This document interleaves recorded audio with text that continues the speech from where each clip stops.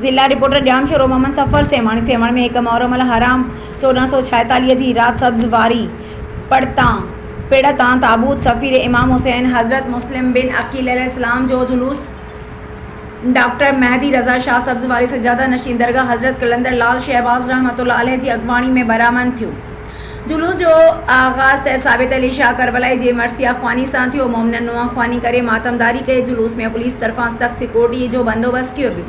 Municipal committee सेवण तरफ़ां जुलूस जे root ते बेहतरीन सफ़ाई जा इंतजाम किया विया। कंहिं भी हंगामी सूरत हाल में Syed Abdullah Shah institute of medical sciences सेवण जो अमलो ऐं एम्बुलेंस पिण जुलूस में मौजूद हुआ। आज़ादारी ऐं मात में जुलूसनि जो उहो सिलसिलो सॼे मुहर्रम में सेवण शहर में जारी रहंदो, जॾहिं त हिन जुलूस में सेवण शहर जे मोमिनन वॾी तादाद में शिरकत कई।